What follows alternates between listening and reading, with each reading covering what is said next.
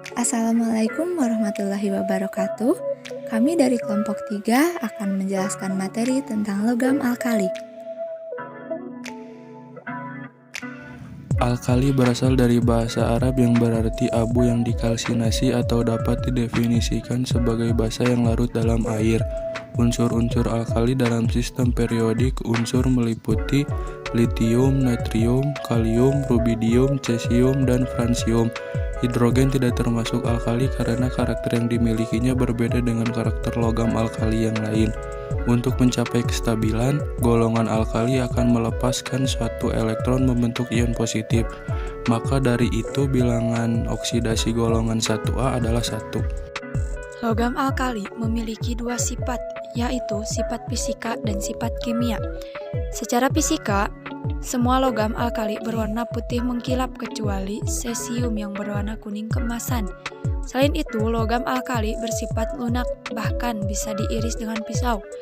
Berikutnya, golongan alkali merupakan penghantar panas dan listrik yang baik atau konduktor.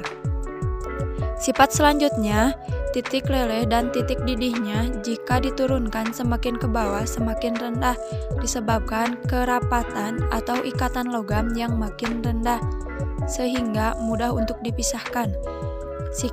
Sifat yang menjadi ciri khas logam alkali bisa dilihat dari warna nyala apabila kita mencoba membakarnya. Litium merah, natrium kuning, kalium ungu, rubidium merah, cesium ungu. Berikutnya, sifat kimia logam alkali. Pertama, sangat reaktif, sehingga di alam tidak ditemukan sebagai unsur bebas, tapi dalam bentuk mineral atau bersenyawa dengan unsur yang lain, karena energi ionisasi yang rendah sehingga mudah melepaskan elektron. Kemudian, jika dilihat dari harga potensialnya, logam alkali memiliki potensial reduksi negatif, mudah mengalami oksidasi sehingga merupakan reduktor kuat. Berikutnya, sifat kimia logam alkali bereaksi hebat dengan air, menghasilkan senyawa basa dan gas hidrogen. Selain bereaksi hebat dengan air, logam alkali juga bereaksi dengan halogen atau golongan 7A membentuk senyawa halida. Kemudian, logam alkali bereaksi dengan hidrogen yang menghasilkan senyawa hidrida.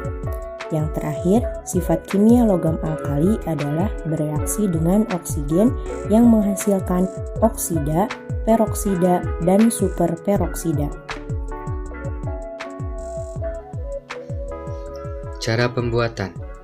Litium dapat diperoleh melalui reaksi elektrolisis litium klorida yang ditambahkan kalium klorida dengan 45% litium klorida dan 55% kalium klorida pada suhu 450 derajat Celcius, menghasilkan padatan litium dan gas klor.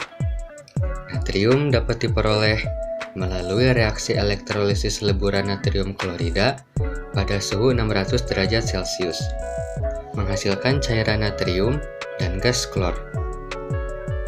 Kalium dapat diperoleh melalui lelehan kalium klorida yang direduksi natrium cair pada suhu 850 derajat Celcius, menghasilkan padatan kalium dan natrium klorida.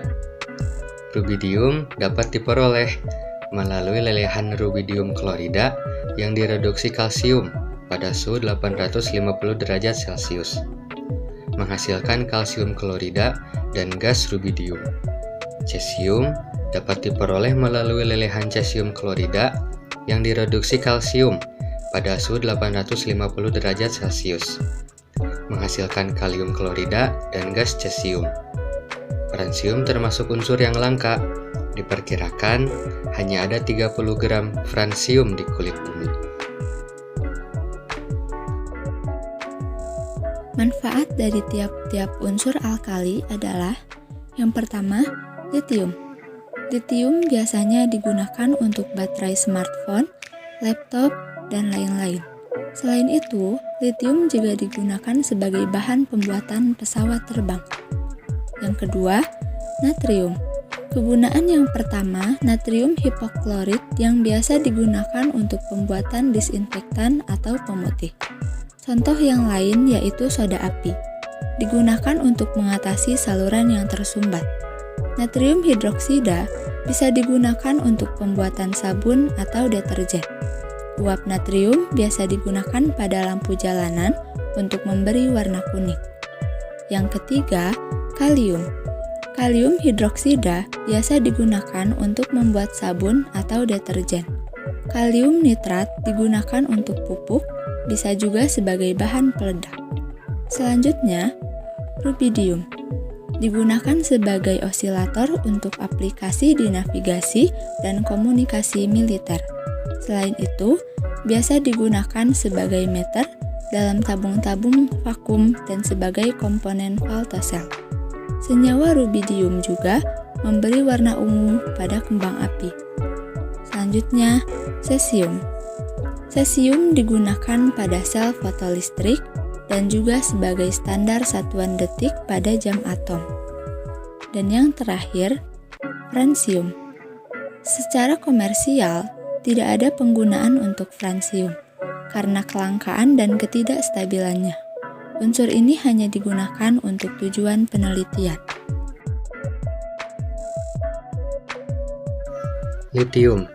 Di kerak bumi, litium ada sekitar 0,0007% di bebatuan beku. Terdapat dalam spodumen, epidolite, petalite, dan amblygonite.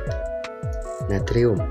Di kerak bumi, natrium terdapat sekitar 2,8%. Ada di dalam galam batu, sendawa cilik, karnalit, trona, dan air laut. Kalium. Di kerak bumi, kalium ada sekitar 2,6%. Terdapat dalam silfit, garam pet, dan karnalit. Rubidium. Di kerak bumi, rubidium ada sekitar 0,0078%. Terdapat dalam lepidolit dan mineral fosfat trifilit. Cesium. Di kerak bumi, cesium ada sekitar 0,0003%. Terdapat dalam polusit dan sedikit dalam lepidolit. Fransium. Di kerak bumi, fransium sangat sedikit adanya. Berasal dari peluruhan aktinium. Bersifat radioaktif dengan waktu paro 21,8 menit. Demikian penjelasan mengenai logam alkali, semoga bermanfaat. Wassalamualaikum warahmatullahi wabarakatuh.